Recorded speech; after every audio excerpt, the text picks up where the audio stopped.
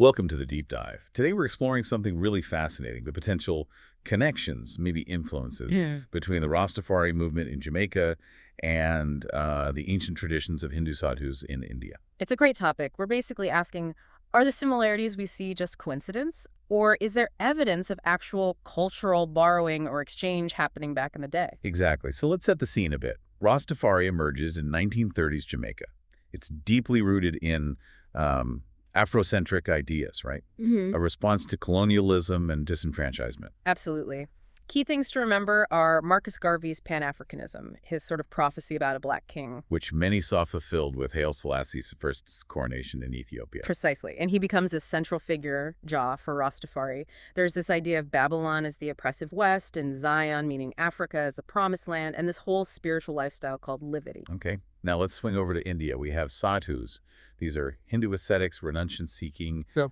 spiritual liberation, moksha. And it's not monolithic. Hinduism is diverse, so you have different types, Shaivites, Vaishnavites. Their practices vary, but common threads often include, well, simplicity, rejecting material stuff, Saffron robes, sometimes nudity for Naga sadhus, reliance on alms. and crucially for our discussions, sometimes the spiritual use of cannabis and growing long matted hair, the jata.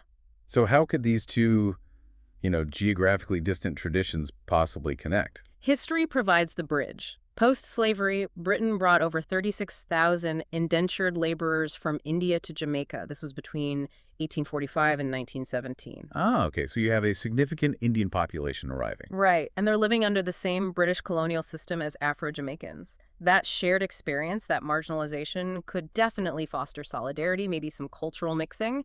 These laborers brought their traditions, including Hindu practices, potentially sadhus, or at least knowledge of their customs like cannabis use and jata. Okay, that makes sense. A potential melting pot. So let's look at the similarities. Dreadlocks and jata, big one. Definitely visually striking.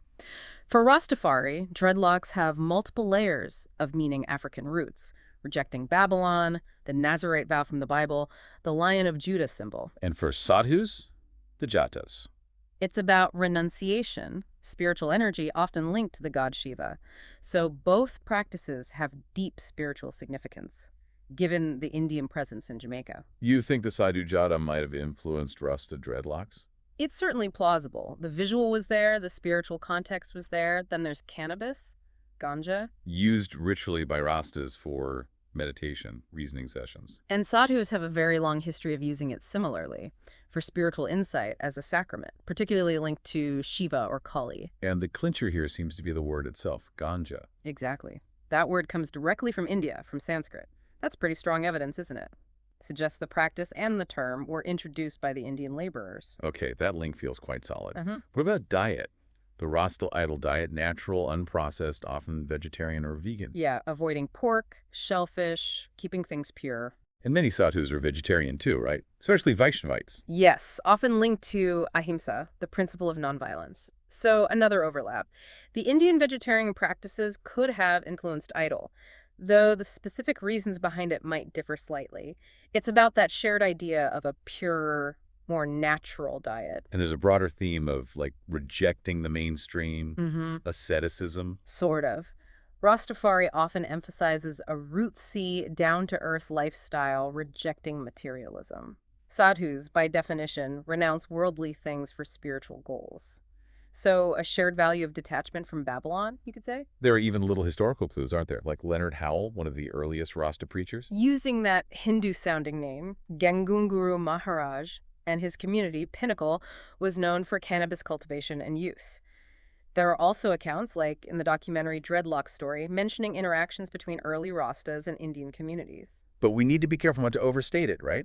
Rastafari has powerful African roots. Absolutely crucial. Dreadlocks also connect to African hairstyles, pre-colonial traditions, and the biblical Nazarite vow is often cited. A lot of Rastafari practice is fundamentally about resisting colonial culture, asserting Black identity and African connection. So maybe some things just developed in parallel. Similar responses to similar situations. That's also possible. Marginalized groups seeking spiritual paths outside the dominant culture might independently arrive at similar practices like asceticism or distinct hairstyles. The core beliefs are also very different, Jah, as a monotheistic concept versus the Hindu pantheon. And the social structures differ too. So wrapping this up, it's not a simple story of Rastafari copied Sadhus. Not at all. It's way more nuanced. But the similarities, especially ganja use and the term itself, and perhaps the dreadlocks data connection, strongly point towards real cultural exchange happening on the ground in Jamaica. Fueled by that historical context of Indian migration. Yes. So Rastafari emerges as this incredibly unique synthesis.